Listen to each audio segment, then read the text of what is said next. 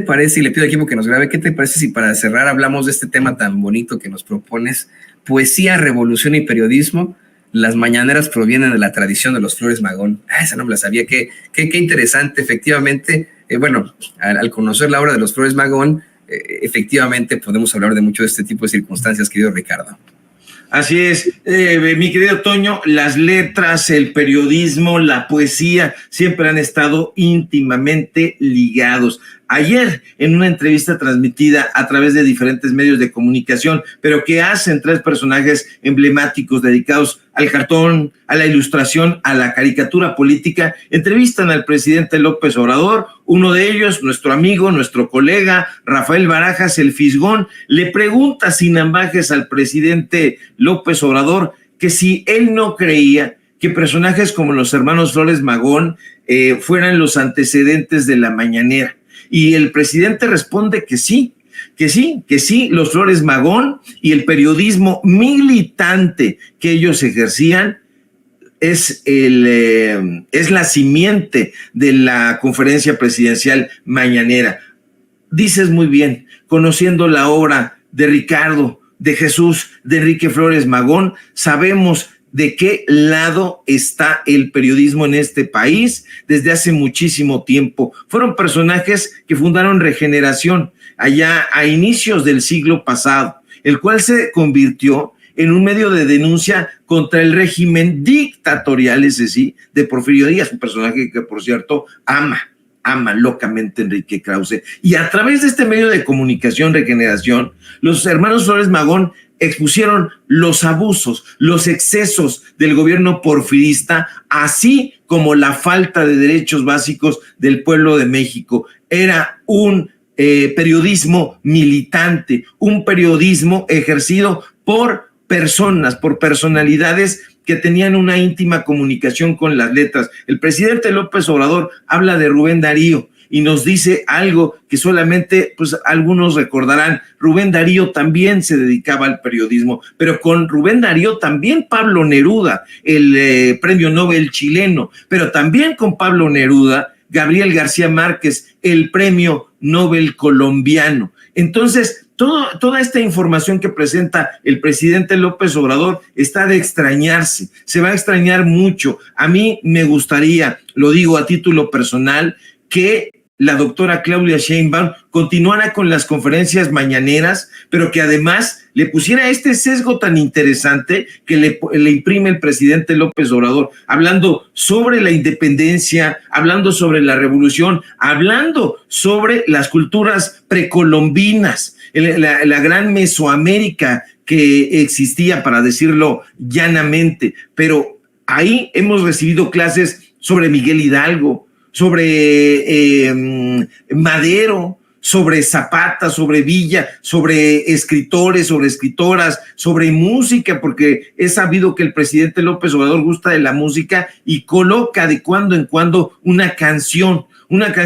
que va a superar con mucho todo lo que intentaron hacer en materia de empatía los gobernantes anteriores. La conferencia presidencial mañanera, hay que decirlo tajantemente, es un foro periodístico, Toño. Es el paradigma del periodismo en este tiempo, porque hoy mismo los medios de comunicación chayoteros no pueden hacer sus conferencias, sus análisis, si no se basan en lo que ha dicho el presidente López Obrador. Fíjate, es nota lo que está haciendo la doctora Claudia Sheinbaum, pero en otro momento lo que dijera, por ejemplo, Enrique Peña Nieto ya no era noticia, o lo que dijera en todo caso su vocero, sino lo que iba a decir en esta misma fecha López Obrador, cuando iba a recibir ya la estafeta presidencial. Así funcionan las cosas, pero el presidente López Obrador prácticamente está despidiéndose ya. La presidenta virtual electa es Claudia Sheinbaum, pero todavía la batuta de las conferencias y de la comunicación gubernamental del gobierno federal la está dando el presidente López Obrador. Y eso es fruto de la amplísima formación intelectual que tiene. Yo leí hace mucho tiempo ese número infortunado de la triste y ramplona revista de Letras Libres que decía López Obrador, historiador. Pues sí, es un historiador, pero yo creo que nadie le ha llamado con justicia el periodista, el presidente intelectual. López Obrador es el presidente más intelectual que nosotros hayamos tenido en la historia moderna de este país. Ya por ahí anduvo circulando en determinado momento un listado de referencias literarias que hizo el presidente y son exquisitas y al mismo tiempo apabullantes. Si tú comparas, por ejemplo, el listado que aparece en ese video que estuvo difundiéndose de las referencias que tiene el presidente López Obrador y lo comparas con las estupideces del borracho Felipe Calderón, que no había leído un cuerno, si lo comparas con el estúpido de Vicente Fox, ese personaje que le entra a la marihuana y que ya pierde el rumbo, pues este señor no sabía, no le llamaba José Luis Borges al escritor argentino Jorge Luis Borges, no sabía que Rabindranath Tagore era un hombre, un escritor, y él pensaba que era un escritor, en fin, un imbécil así. Peña Nieto, que había leído algunas partes de la Biblia, pero que no se acordaba bien, que le adjudicaba un libelo a Carlos Fuentes cuando ese libelo era de Enrique Crosti. En fin, Toño, se va a sentir la enorme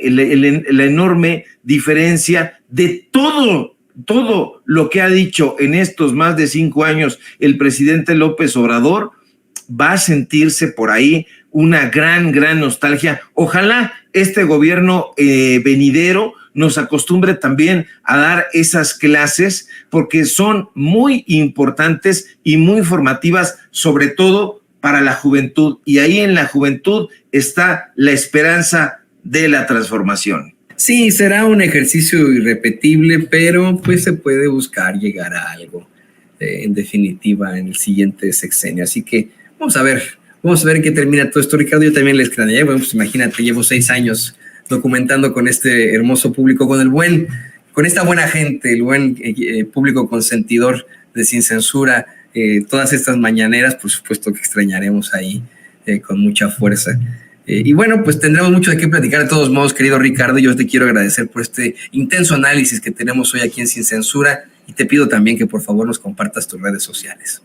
Claro que sí, mi querido Toño, público memorioso, el placer ha sido como siempre mío, y por favor síganme en mis redes sociales, en X, @SevillaCrítico, en Facebook, Ricardo Sevilla, sin nada más. Síganme por favor en paralelo24.mx, este portal de noticias que hacemos con muchísimo esfuerzo. Síganos, por supuesto, en Los Datos Duros. Hoy tenemos informativo en punto de las 9 de la noche, y por supuesto aquí en La Familia Sin Censura, donde estamos participando y formamos parte de su familia con muchísimo gusto. Te mando un fuerte abrazo, querido Toño, público memorioso, y estamos pendientes a la información.